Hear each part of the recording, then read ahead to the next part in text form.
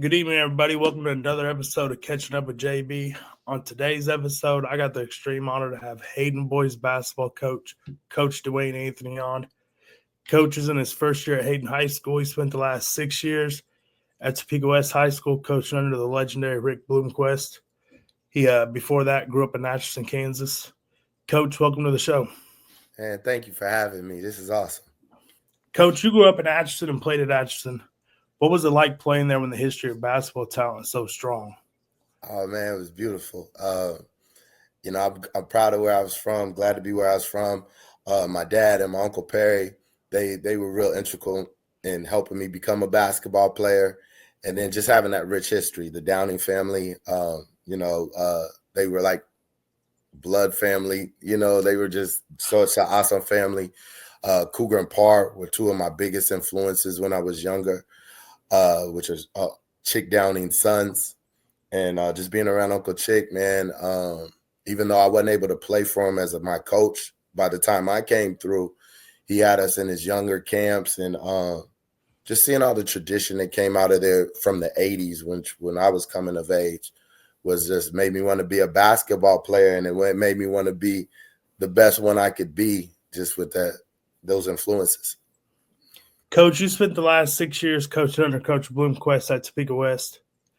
What was that like being under him, and how did that get you ready to become your own head coach? Oh, man, it was a blessing from the Lord. Not only did Coach Bloomquist give me a chance in a game I had been away from for a while, but I tease, he civilized me. I only knew basketball from a player's perspective, and then just being with him, you get to learn so much, man. He's an awesome guy. Not only did he give me a chance, but he taught me so many things on court, like the X and O's and how to handle things in different situations. And then also off of court, just being a stand-up coach and really caring about your kids. He's like family to me. Bloomquist means a lot. So, Coach, you just took over as a Hayden boys basketball coach at the start of the season, well, early over the summer of last school year. What was it about Hayden that interested you in becoming that head coach? Yeah. Okay. Well, man, going back to high school, one of the few games I had in Topeka, one of the only games in the high school career was Hayden. And Hayden was very tradition, man, like just an awesome school. Was good in basketball, and it was always fun to come up in that atmosphere and play up here because I had family and things. So it started there. Then just being an admirer of, I'm a parent too. Looking at the different schools, looking at the different programs, just a strong tradition of excellence and family type culture at Hayden. The people over there are just tremendous, and just a no-brainer, man. I'm just so thankful for the opportunity. It was an answer to a prayer that I didn't even know I had. So, yeah, here I am. Coach, you took over a team that advanced to the Class 3A state tournament last year. You returned 6 seniors, 2 juniors, and 4 sophomores. How important has it been to you being a first-year head coach, having a strong senior class with a strong younger class at the same time?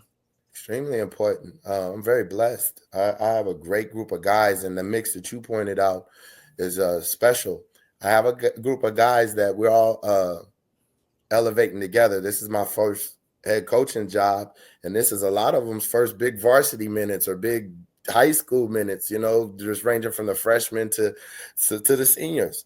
But the leadership, the championship pedigree, the we're at a faith-based school, and to see faith being so strong in young people, awesome group. Senior leadership is wonderful.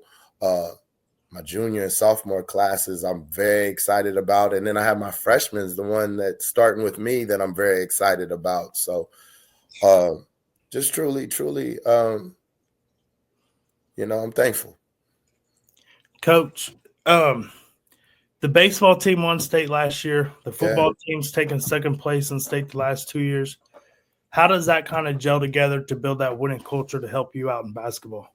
It's just a benefit. These kids come in with a certain type of attitude, certain type of work ethic, that I only hope to enhance.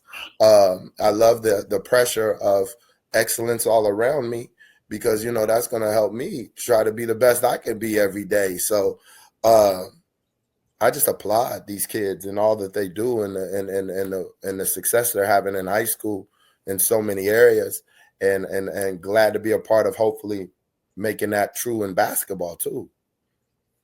Coach, you guys just won the Baldwin Invitational Tournament, kind of what we just talked about. You win state baseball, you take second in football, Yeah. and then it's transferred over to basketball, and now you won your midseason tournament. You beat the defending 3A state champ Wellsville 63-50 in the first round. Then you beat the Class 4A number 4 Baldwin 63-49 in the title game. What does that do to your team's momentum going forward?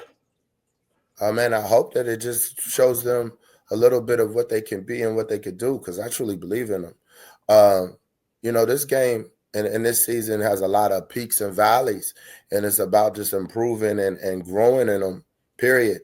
Because there's certain lessons that you learn in this game that can't be taken away easily once you truly learn them. Mm-hmm. And I hope that that's the lessons we're learning, that a certain type of preparation and passion and mindfulness about what we're doing translates against any competition or any setting, and even across sports, to be honest with you. So I hope, before we went into the tournament, a week ago, we were under 500. And now a week later, we're blessed to be maybe ranked 4A. Mm-hmm. So, that's just the game that we play. And the thing that we need to master is being consistent and taking it, appreciating the wins, but remembering the losses in a way of knowing that, hey, let's never a night off. Yeah, you did just mention that you guys were 4-7 going in. No, 4 and 5. Yeah, 4 and 5 going into that tournament. You left the tournament 7-5. Yes. ABCA came out with their new pool yesterday, and they gave you all the praise in the world. They moved you guys up to number 4 and 4A. Really and did. It's kind of just they noticed you. Yeah. They see what you guys are capable of, and they're like, hey, this team they can play some ball. I was telling my guys just to that point, if you look at it as if somebody like invested in you, which my guys seem to really embrace, hey, this doesn't mean everything. It doesn't mean we're thankful for it, but they've invested in us. Let's true up on that investment. Let's not have slippage, as my mentor Bloomquist would say so often. Let's make Coach Arnold proud, because of some of those things that you said about their other winning. That's Coach Arnold, So and there's no stopping on this side. It's about the way we approach things, and it's about the having faith, and going out and playing with passion and joy and executing. So, Coach, the boys are ranked number 4 right now. The girls are number 1 in 4A. Yeah. What does that mean to you to get a coach at a school that, by the looks of it, is the top basketball school in 4A? Oh, man, wow. Shout out to Carville, the coach of the girls team, because I just think he has a marvelous team and he's doing a marvelous job. So my part in that is just, we're new, you know what I'm saying? And like I said a week ago, you wasn't thinking about me, JB. You were but thank God in a week you are, So like that's our reality in the way of like, hey, keep leveling up, be ready for whatever and stuff. We know the success is measured in how we go about things, mm-hmm. and one game at a time. But shout out to the girls team, that it really seems like they, definitely inspiration to our side too. Coach, what can you say about your play of your teams at the midseason point right here? I'm proud of them. We have plans and we have ways that we practice. I'm thankful because as a coach, I really believe that you have to see what you have, and then you need to try to bring the best out of whatever you have, and that's a challenge. And I'm sure that everybody has that philosophy. However, it's that constant leveling up process that I'm thankful that we were able to get to see some of the results of their work and the plans and the things that we've spoken come somewhat true. But there's more to do. And the challenge doesn't go away. It gets realer. So, but that's what we prepare for. So I'm very happy with where we are at the moment, and it keeps us humble to try to take it to the other things that we would like to see done in this season. Coach, you go back in the league play 7-5 on the season. What do you expect from your team to finish out the regular season strong, entering the postseason? More of the same. Commitment to being the best you every day. Listening and doing your best to execute the plays that we're trying to put out there and the strategies we're trying to implement. My situation is I pray a lot, man. You know what I mean? I really, you know, it's fun being a faith-based school because that's my faith as well. And just really trusting that God's going to lead us to do what we need to do this season. Coach, the Centennial League, they lost a couple schools a couple years ago. You're not big in league member numbers, but it's still strong.